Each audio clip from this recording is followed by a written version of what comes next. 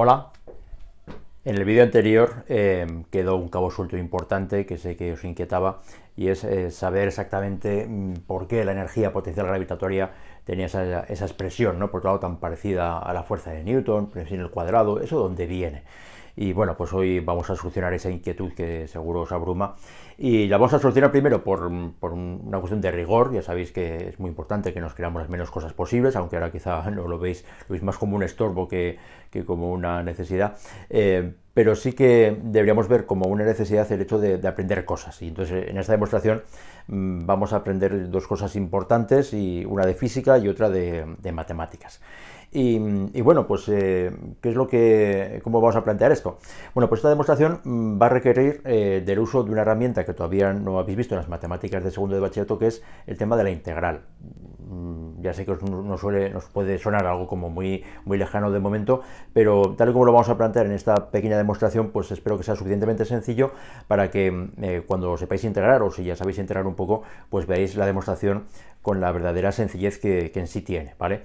Pero lo dicho, hay una cuestión añadida detrás de esta demostración, y es que queremos aprender cómo puede la física resolver el cálculo de situaciones cuando los términos no están claros. Y me explico.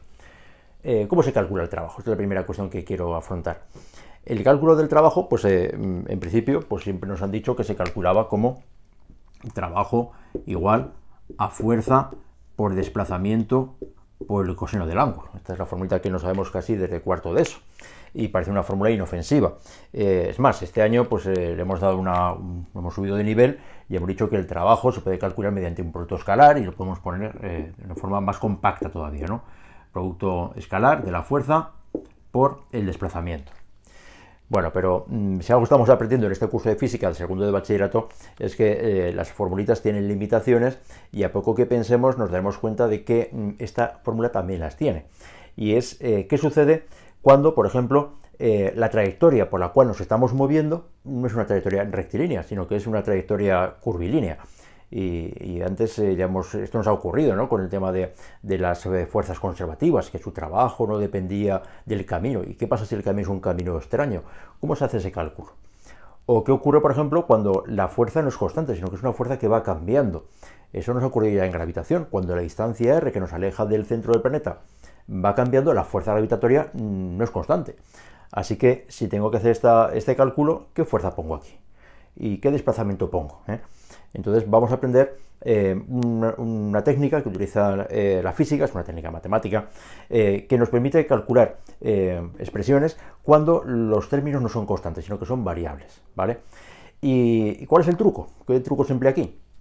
Pues es un truco que ya empleamos en la demostración de la segunda ley de Kepler, y es que las cosas, por muy variables que sean, si las medimos en pequeña escala, ya no varían tanto. Entonces aquí he puesto de ejemplo una trayectoria curvilínea y una fuerza que va cambiando y que se va haciendo pues variable conforme voy avanzando por ese trayecto, y ese cálculo del trabajo que tengo que hacer, pues por supuesto no lo puedo hacer así.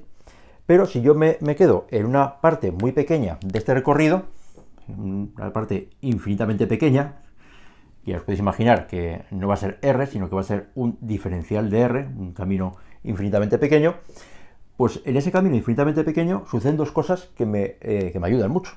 Y es que ese camino infinitamente pequeño es rectilíneo. O sea, por muy curva que sea una curva, si cojo un trozo suficientemente pequeño, esa curva tiene trozos rectilíneos, ¿no? Y por otro lado, la fuerza, por muy variable que sea, en este micro recorrido que estoy considerando aquí, esa fuerza sí que puedo considerarla constante. O sea que este trabajito que se desarrolla en este espacio diferencial sí que lo puedo aplicar, sí que lo puedo calcular con esa fórmula que veis ahí. Así que, bueno, pues apliquémosla. Así que ese trabajo lo puede calcular como la fuerza que hay en ese sitio multiplicado escalarmente por ese desplazamiento diferencial, ¿vale? Y este trabajo que he calculado, pues claro, al calcularlo en un espacio tan pequeño, no es un trabajo grande, es un trabajo pequeño, un trabajo diferencial. La forma que tienen los matemáticos de expresar eso, ya sabéis que es con una letra D delante, y este es un trabajo diferencial, infinitamente pequeño. Vale, he calculado ese trabajito, pero me queda mucha faena por delante. Lo mismo tendría que hacer con cualquier otro trozo, por ejemplo aquí. Aquí tendría otro desplazamiento diferencial, en este caso la fuerza va un poco para atrás, aquí tendría otro desplazamiento diferencial. Bueno, lo que sí veo es que todo este camino lo puedo descomponer en muchos trozos diferenciales, en cada uno de los cuales sí que tengo valor como para calcular el trabajo mediante la fórmula fácil. Y lo único que me quedaría sería la tarea de sumar todos esos trabajos diferenciales que he conseguido calcular a lo largo de todo el recorrido, ¿vale? Esto suena como muy difícil, pero aquí las matemáticas nos van a ayudar. ¿Y qué operación matemática os pensáis que realiza esa suma de trabajos diferenciales, de infinitos trabajos diferenciales? Pues sí, va a ser la integral. De hecho, el mismo símbolo de integral pues es una letra S, estirada, estilosa, pero es ni más ni menos que la suma de todos esos microtrabajos que tenemos ahí. Bueno, vamos a poner todo con lenguaje matemático, que siempre queda bien. De manera que el trabajo, en general, pues es la suma de todos estos trabajos diferenciales. Lo voy a poner así, la suma, la integral, de todos los trabajos diferenciales, es decir, la integral de la fuerza que haya en cada sitio por los sucesivos desplazamientos que haya, ¿vale? Y aquí esta integral pues nos permite en las matemáticas decir desde dónde hasta dónde estamos calculando. Vamos a definir aquí que aquí está el punto A, aquí está el punto B, pues esa suma llevada desde A hasta B. De manera que esta expresión, más fea que esta, sí que me permite calcular el trabajo cuando la situación sea una situación en la que la fuerza va cambiando y el desplazamiento pues es un desplazamiento que no es rectilíneo, ¿vale? Bueno, pues vamos a quedarnos con la idea sobre todo de lo que es la suma y más adelante sí que tendremos que hacer algún calculito con esta integral. Pero en fin, vamos por partes. Este procedimiento ya digo que se emplea mucho en física para abordar problemas en los cuales las cantidades varían, las magnitudes varían. Bueno, pues con este truco de hacer cálculos diferenciales y luego sumarlos todos mediante la integral, pues me va a permitir resolver y calcular esas magnitudes. Por ejemplo, planteamos en el vídeo anterior la duda de por qué la fuerza gravitatoria era conservativa. Y eso venía a decir que el trabajo que realizaba la fuerza gravitatoria para ir desde un punto A hasta un punto B no dependía del camino que yo dibujara, sino solo dependía del punto inicial y final. Bueno, pues con esta idea en la mente, sin hacer ningún cálculo, podemos comprobar que efectivamente eso es así. Y es que esa línea azul que hemos pintado allí, pues la podemos descomponer en cada sitio en dos partes. Por un lado tendríamos un pequeño recorrido diferencial en dirección así curvilínea y luego un camino en dirección radial. Luego otro camino por aquí, otro camino por aquí, otro camino por aquí, otro por allá. Es decir, esta trayectoria curva la puedo descomponer, si soy hábil, siempre en trayectorias, unas que sean radiales y las otras que sean dirección circular. ¿Y esto para qué me sirve? Bueno, pues vamos a ver qué sucede en cada uno de esos cálculos, porque recordemos que el trabajo se calculaba con el coseno del ángulo. Si aquí tengo la fuerza gravitatoria en este pequeño trozo en esta dirección, la fuerza gravitatoria va así. Y aquí el ángulo es de 90 grados. De manera que en estos trozos, en este y en todos los demás, al tener que calcular aquí el coseno de 90 grados, y ese coseno es 0, pues este trabajo aquí va a ser 0. Y lo mismo sucederá aquí. Aquí también tendremos trabajo 0, y aquí también tendremos trabajo 0, y en este trozo también tendremos trabajo 0. Ocurre lo mismo, que la fuerza gravitatoria es perpendicular. Aquí tenemos trabajo 0, trabajo 0. O sea que esa trayectoria curvilínea azul la puedes componer en trozos en los que su trabajo es 0, porque la fuerza es perpendicular al desplazamiento. ¿Y qué me queda? ¿Y qué va a ocurrir? Pues que los otros trozos pues va a ocurrir justamente lo contrario. Y es que aquí, en este desplazamiento radial, la fuerza gravitatoria tiene la misma dirección que el desplazamiento. Así que ahí tendríamos un ángulo en este caso de 180 grados, que me daría el coseno menos 1. Es decir, podría calcular perfectamente el trabajo a lo largo de cualquier trayectoria curvilínea, descomponiéndola de esta manera en trozos en los que el trabajo es 0 y trozos en los que el trabajo se calcula directamente. De manera que este camino azul, pues básicamente ocurriría lo mismo en este otro camino que tengo aquí. Si primero me voy hasta aquí y luego me voy hasta allá. O sea que en este tramo el trabajo va a ser 0 y es aquí donde tendría que calcular el trabajo distinto de 0.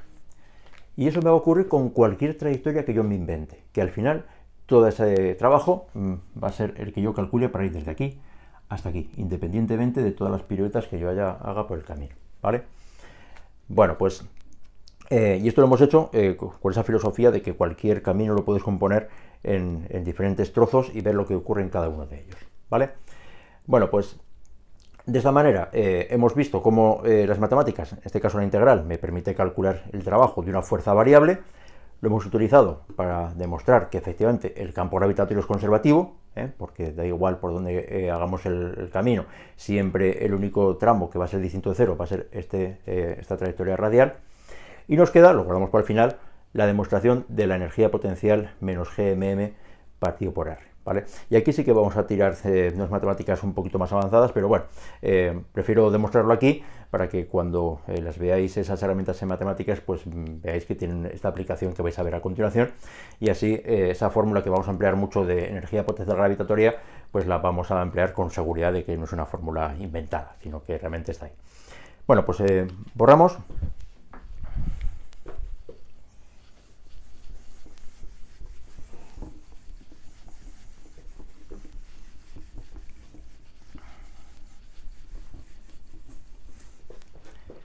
Y vamos a hacer un poquito de matemáticas. Lo dicho. Recordamos primero que era la energía potencial gravitatoria en un punto. Y eso, por suerte, se podía reducir a una fórmula que dice que la energía potencial en un punto P era igual al trabajo que realiza el campo gravitatorio, para ir desde el punto P hasta el infinito.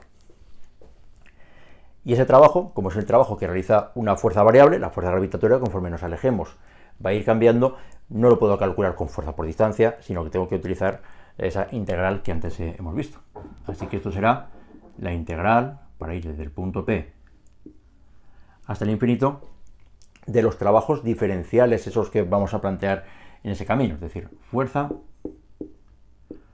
por diferencial de R, ¿vale? Bueno, pues, ¿qué situación estamos describiendo aquí? Estamos describiendo aquí tenemos la Tierra, y aquí desde un punto P, que me planteo aquí, a una distancia R, pues lo que quiero es, pues irme nada menos que hasta el infinito. Ese es el camino. Y hago el dibujo pues para ver algo importante, y es que en este cálculo del producto escalar tendré que incluir el coseno del ángulo. ¿De qué ángulo? Bueno, pues es que aquí tengo, por un lado, la fuerza gravitatoria,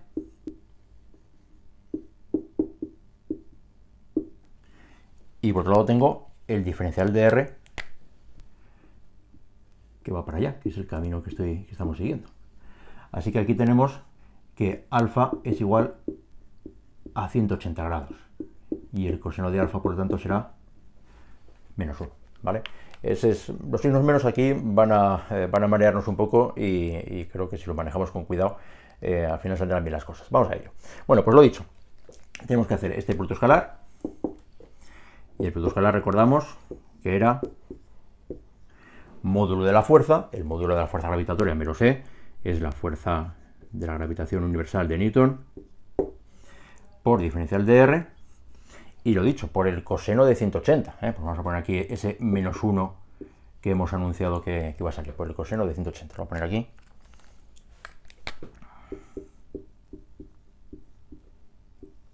Es lo que está ahí metido.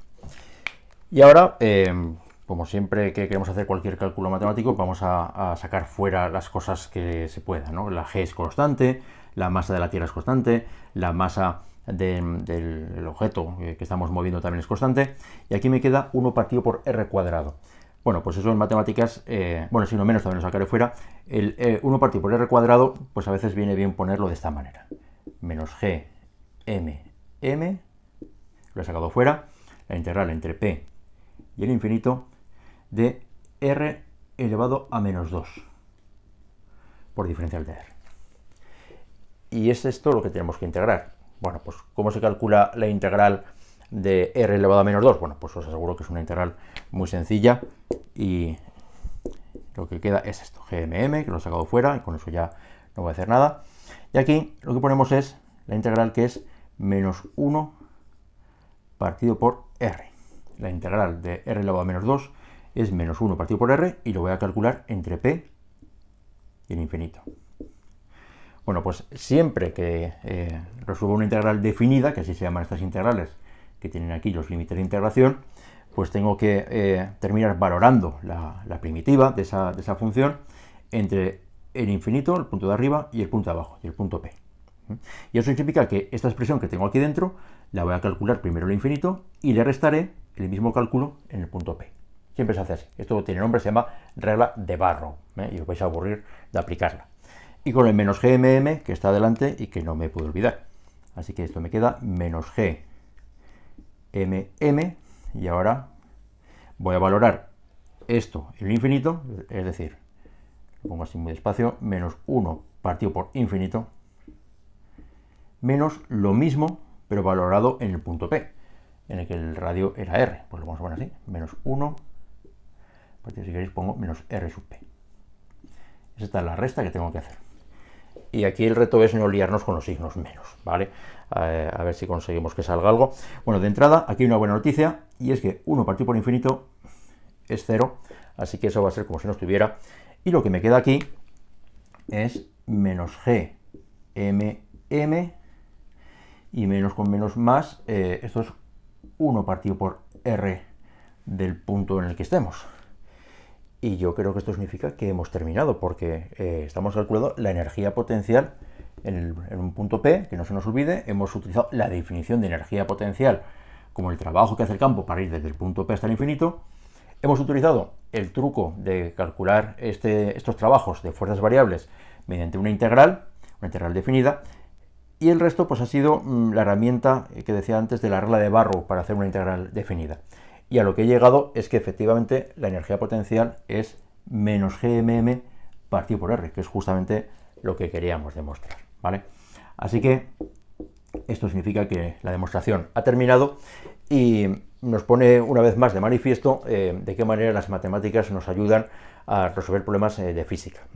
Más importante que este desarrollo de la regla de Barrow es esta filosofía que estamos viendo en esta asignatura de que primero las fórmulas tienen limitaciones, las fórmulas hay que demostrarlas, y esas demostraciones pues mejor si utilizamos ideas sencillas como este truco de descomponer trayectorias raras en trozos muy pequeños para que podamos hacer los cálculos en cada uno de ellos y luego sumarlos, que es la filosofía ni más ni menos que hay detrás de una integral definida, ¿vale?